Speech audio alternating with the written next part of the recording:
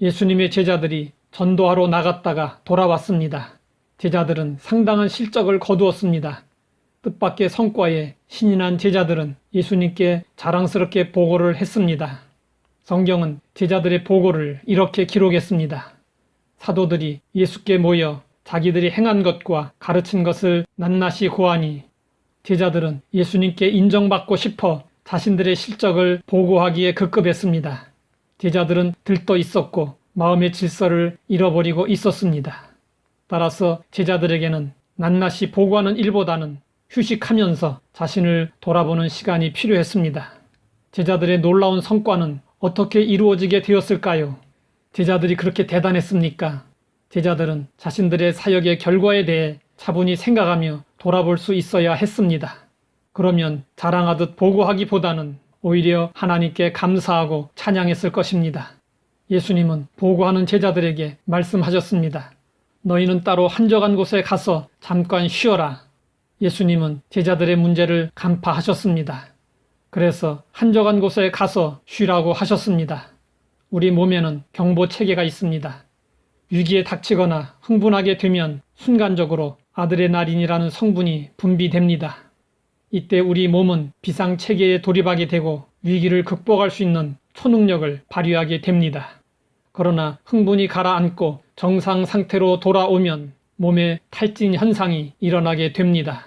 그러므로 사람은 절정감을 맛보고 난 후에 곧바로 허탈감을 느끼며 우울증에 빠집니다. 고무줄을 상상해보면 쉽게 이해할 수 있습니다. 고무줄을 팽팽하게 잡아 당겼다가 놓으면 고무줄은 원래의 느슨한 상태로 되돌아갑니다. 그런데 고무줄을 느린 상태로 오래 있다 보면 탄력을 잃고 원래의 상태를 잃어버리고 맙니다. 그리고 가는 틈이 생기고 결국 끊어져 버리게 됩니다.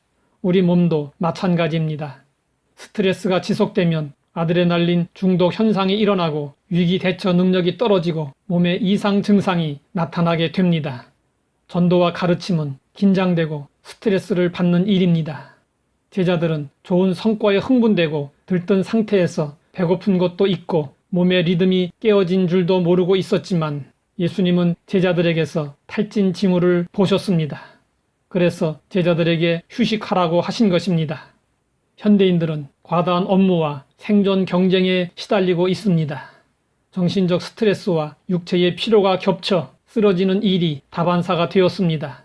여기에 대한 성경적 처방은 무엇일까요?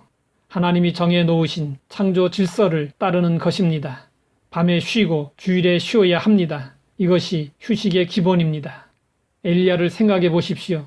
엘리야가 갈멜산에서 승리한 후 탈진 상태에 빠져 죽기를 원했을 때 그에 대한 하나님의 치유는 그의 믿음을 북돋우거나 영성을 새롭게 하는 것이 아니었습니다.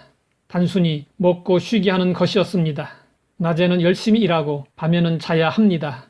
아무리 바빠도 주일만은 반드시 쉬어야 합니다. 몸도 쉬어야 하고 영혼도 쉬어야 합니다. 휴식하기에 가장 좋은 장소는 어디일까요?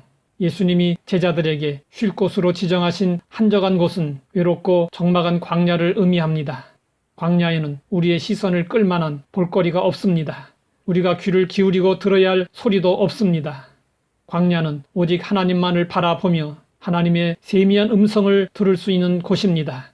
그렇기 때문에 모세, 엘리야, 바울 등 하나님의 사람들은 광야에서 하나님을 만났습니다. 우리에게도 광야와 같은 곳, 하나님에게 집중할 수 있는 장소가 필요합니다.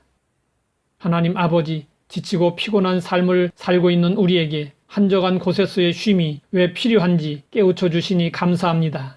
영육간의 건강한 삶을 위해 하나님의 창조 질서를 따라 안식할 수 있도록 우리를 인도하시고 도와주시옵소서. 예수님의 이름으로 기도드립니다.